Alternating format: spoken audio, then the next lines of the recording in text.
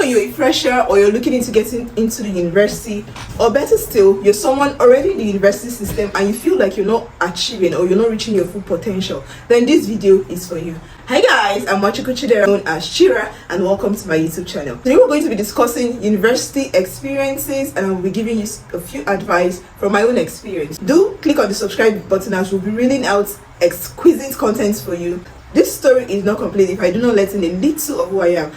As of right now, I'm in my final year in the university and I know my onions, okay? So I'm going to be reading you guys on my own first year experiences, and I'll be telling you things that actually helped me in the long run. You in on my first year. So first year of university, I was actually the assistant class rep. If you're in a Nigerian university, you know what that means. We have the class rep and you have the assistant class rep that will help in running the class and all of that. So that was what I was. It actually helped me to get to know a lot of people. It helped me to build my social circle to a very large extent. So that's one step I made. I'm grateful for. Although everyone cannot be a class rep, obviously, but trying to have a social life should be something you should put on your calendar. Your first year is the most crucial time of your university years, because this is when, for someone who has not been independent, this is when you're going to be getting your first independence. So it's going to be a whole lot of things. You're going to be feeling a lot of feelings at the same time. And you're free, you can run wild, there's nobody putting a check on you and all that. But calm down.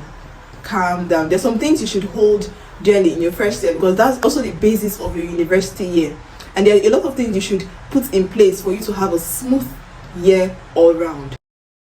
This video is the kinds of friends you should keep. Me, for instance, I've always been a nerd, but when I came to the university, I decided that I was going to be more of a social butterfly, because I naturally love fashion. Anything fashion is something that I love, and while growing up, they always tell me you have a body of a model. So I felt like, okay, this is my time to actually explore being a model, and then I became a model. And I needed to keep some certain kind of friends that would still keep me in check regardless. Me loving fashion and first time independence, then a former nerd. You understand? So it was a lot to keep in check. So I needed friends that were going to keep me in touch with all aspects of my life. First thing is, I had a very good fashion friend. I had a fashion designer as a friend, although it wasn't planned, but I was so grateful that I had her, because she was more mature than I was, and then she helped me through university. Then the third friend that I had was a bookworm, alright? Someone who was very, very intelligent, someone who was all freaked about book and just wanted to read and read through. Those are the three friends that I kept in my close corner. My social friend, my matured friend, or let me just say she's more like my moral button, and then my intelligent friend. So those three friends helped me to scale through university. Along the line, you get to drop some friends and pick some friends, but then these are the three pillars that I want to build your friendship upon. Build friendship as transactional. I always tell my friends this, that our friendship is always transactional, because I must have something to learn from you, and vice versa. I just be having friends for friends' sake. Want to have a friend for friends' sake, then you categorize them more acquaintances. But when you're talking about friends are meant to be built strongly on firm foundations, and they are meant to be very, very essential to you. That is that for friendship. Thing that is actually extremely important, literally the first thing you should do once you've gained your admission, is joining group chats. You can join the freshers group chat, you can join your department group chat. If you're one for Christian fellowship, you can join Christian fellowship group chats, as much group chats as you want, okay? You be social in your Christian faith. You can make friends in the church, you can make friends for your fellowship. Yes, those are different ways. There are different ways and different sections you can actually make friends and build your social background. From your first year, you've gotten into those group chats, you're going to be quite informed about the classes and everything that is going on in school. Once you put these few things in place, the next thing you should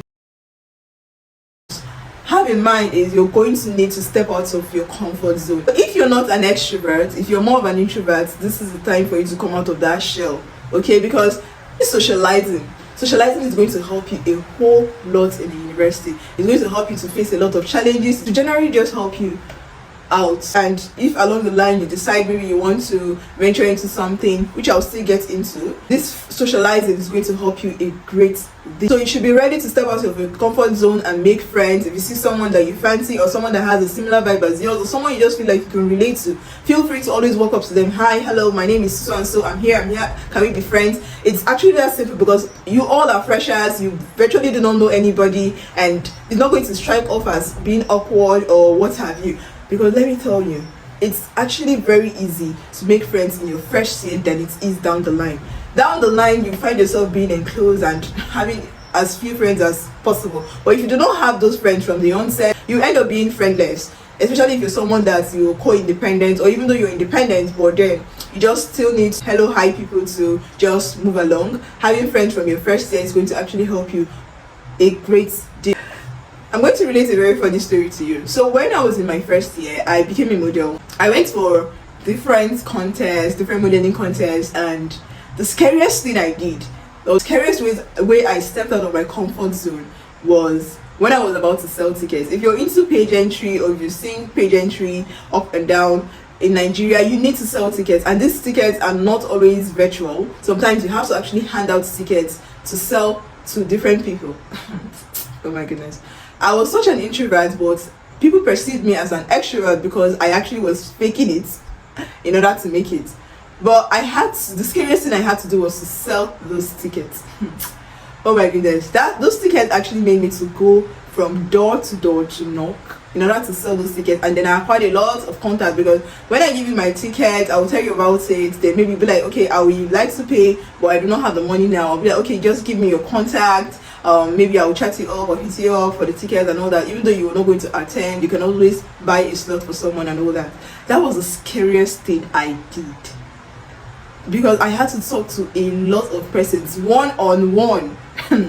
And that's actually paved way for my social life, because I became so, like, everybody knew me, this girl as a model, assistant cost rep and all that. And just really being a very unique person. I have a unique sense of style. I do not like to do basic or like to go with the crowd. I love to be different in my own way. And I was different in a whole lot of ways. I used to change my hair every 2 weeks, and I was making the strangest of colors. I remember actually making a pink hair, and then if someone comes to a gathering of year ones and they want to identify me, they just say, just look for pink hair. Once you see pink hair, just know it's CHIRAH. Everybody from different sections were coming to look for this girl that was bold enough to make a pink hair. Like, when I say pink hair, I mean all round pink. And I'm now light skinned. I was like a bulb, like a lighting bulb. Like, everyone was, it was very, very easy to notice me because of my unique sense of fashion, and that as well helped in my social life, being unique. So the way I presented myself, I was always invited to social gatherings, and I was attending them. I went to a lot of parties.